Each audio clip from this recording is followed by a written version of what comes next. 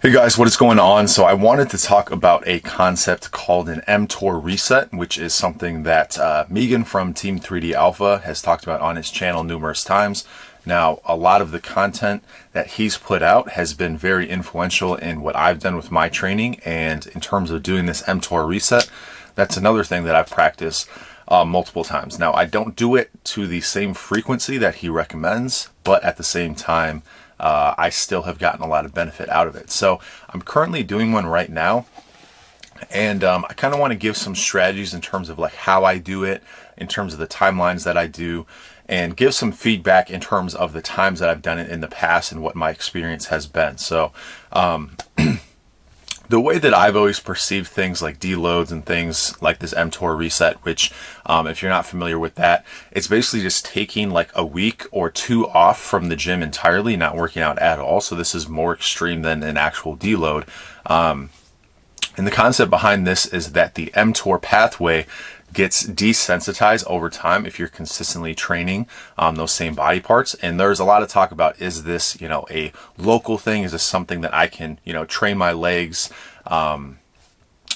consistently and then take a week off from that, but still work my upper body, vice versa.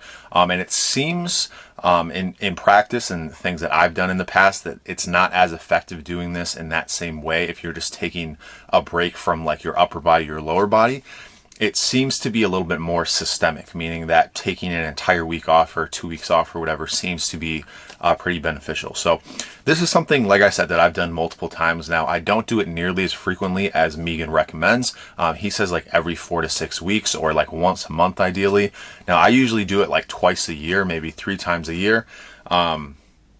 But I do want to start doing them more frequently, but I don't know how likely that is considering I'm going to be getting coached. And I don't know if I'm going to be like, hey bro, I want to take a week off. But this is something that I'm getting in now, and I just got it in recently due to, like I said, one of the ways that I like to implement this is just doing it unplanned, right? So if you have a situation where like you're sick and you don't want to go to the gym, or you're not feeling motivated and you just feel like taking a week off, I feel like those are the best times to do it, because a lot of people really like consistency in the gym. And a lot of us very much use it as like a form of therapy, as a form of, an ability to have our mental health be better. It's kind of an escape for a lot of us. It's, a hobby for all of us, I would imagine. So it's something that we enjoy doing, and it's something that's very hard to live without. But there are always times when we feel burned out, when people talk about, oh, I don't always have motivation. And for me, I always have in the back of my mind, now that I'm familiar with this concept, if there's ever a time period where I don't want to train, if there's like a day where I'm like, hey, I just don't feel like training today, and maybe you took the previous day off and you're going like 2 days off in a row, and you're like, man, I feel really lazy that I am taking 2 days off, 3 days off in a row, or maybe something happens in your life. I think a lot of people perceive that as being this very negative thing, right? Like people are like, oh man, I'm not disciplined. But your body needs that from time to time, just simply to rest. But if you're able to accumulate, a week or two in a row where you don't go to the gym, that can actually be advantageous. And then when you go back to the gym, you feel fresh, you feel ready to go, you have a new spark that you probably didn't have before taking the 1 to 2 week break. So a strategy that I've used a couple times here in the past year or so. Now this last year, I've done it more so than I ever have, but a couple times that I did it, I would wait until there is a video game that I really, really wanted to play. And then I would play it for like a week straight, and I just wouldn't really want to go to the gym, because I would take my free time, and as opposed to going to the gym in my free time, I would, play a video game. So the most recent example of that is Elden Ring. That was a game that I was looking forward to for a very long time. So during that week period, all I did was just play Elden Ring. And I felt like I had some really good progress after doing that. I had a previous time in October where I did the same thing when I got my PS5. Not to be like a gaming nerd or anything like that, but those are just the things that, I got really excited when those things, were a possibility for me. And then I was like, okay, I'm just going to take a week off.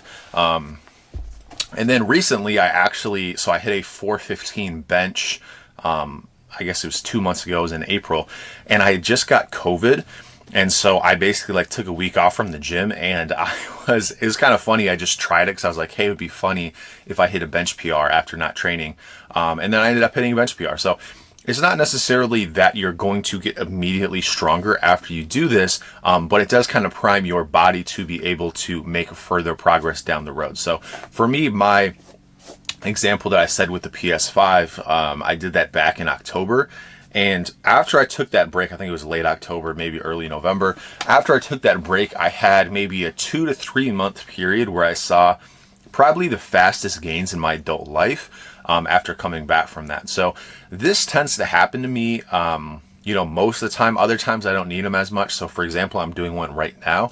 I think the only reason I am doing this one is because I'm just coming off of a cut, and I feel like my body is very, not acclimated to that. So it kind of goes hand in hand with the nucleus overload style training that Megan preaches as well. So he talks about, training a certain body part like 6 times a week, 7 times a week, whatever. And that's kind of a strategy that I was doing during my cut, because I was like, okay, I'm probably not going to be gaining any muscle over the course of this cut. I was on a pretty aggressive cut. So I figured, okay, let me try and like train the same body parts over and over and over again. So I basically did that.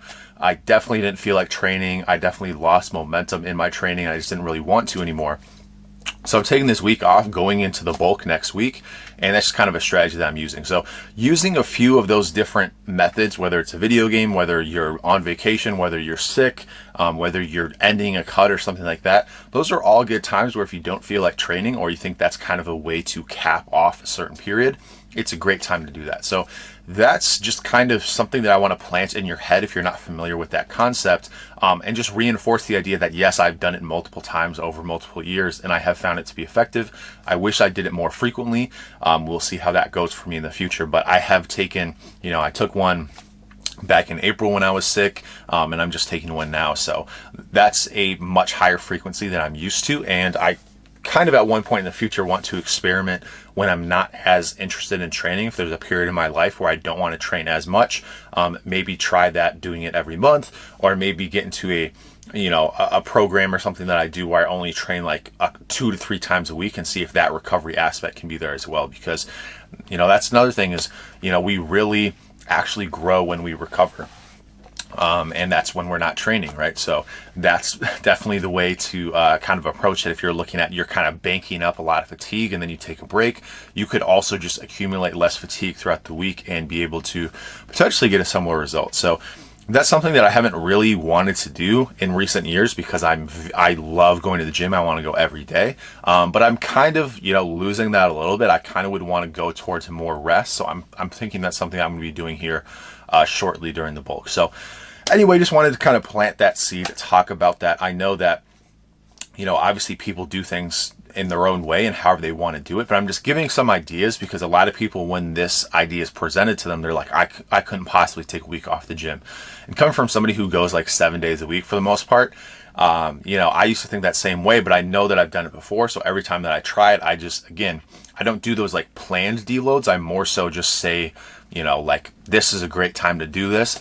This is going to be advantageous for me in the long run. Let me do this, and kind of lean into a period in time where I'm not as, interested in going to the gym. So hope that can help some people. Hope some people try it out and get some good results. All the feedback that I've gotten on this, when I've suggested this to other people or they've tried it out, it's always positive. I've never heard somebody be like, man, I regret taking a week off the gym, or, oh, that was way harder than I thought it'd be. It's always the opposite. It's always a pleasant surprise.